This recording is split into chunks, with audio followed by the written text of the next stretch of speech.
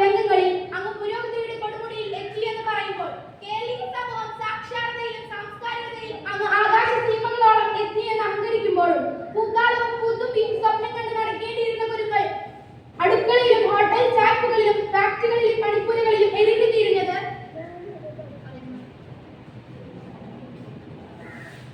നമ്മുടെ സമൂഹത്തിന് മുന്നിൽ ഒരു ചോദ്യചിഹ്നമായി മാറുകയല്ലേ? എന്താണ് ഈ ബാലവേല? നിയമം നിർദ്ദേശിച്ച ചില പ്രായത്തിൽ താഴെയുള്ള കുട്ടികളെ കൊണ്ട് വേതനം നൽകി ജോലി ചെയ്യിപ്പിക്കുന്നതിനാണ് ബാലവേല അഥവാ ചൈൽഡ് ലേബർ എന്ന് പറയുന്നത്.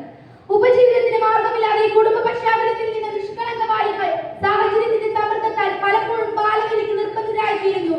ഭിക്ഷാടനത്തിനും മോഷണത്തിനും വഴിയോരങ്ങളിൽ സർക്കസ് അഭ്യാസങ്ങൾക്കും സാമൂഹിക വിരുദ്ധ പ്രവർത്തനങ്ങൾക്കും കുട്ടികളെ വ്യാപകമായി ദുരുപയോഗം ചെയ്യപ്പെടുന്നു.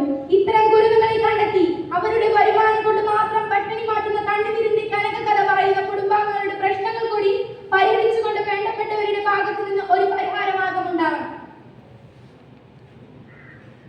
ഓരോ ഭാരതീയന്റെയും മനസ്സിൽ മായാതെ മങ്ങാതെ ഒരു മൺചിരാത് പോലെ കാത്തു സൂക്ഷിക്കുന്ന ഇന്ത്യൻ ഭരണഘടനയുടെ ആർട്ടിക്കിൾ 24 പ്രകാരം ഇന്ത്യ മഹാരാജ്യത്ത് ബാലവേല നിരോധിച്ചിരിക്കുകയാണ്.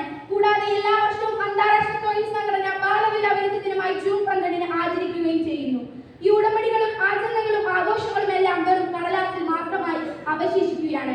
ബാലവേലയ്ക്ക് വിധേയമാകുന്ന ഒരു കുട്ടി ഒരു പൗരന് വേണ്ടുന്ന സാംസ്കാരിക സമ്പത്തോടുകൂടി അല്ല വളരുന്നത്.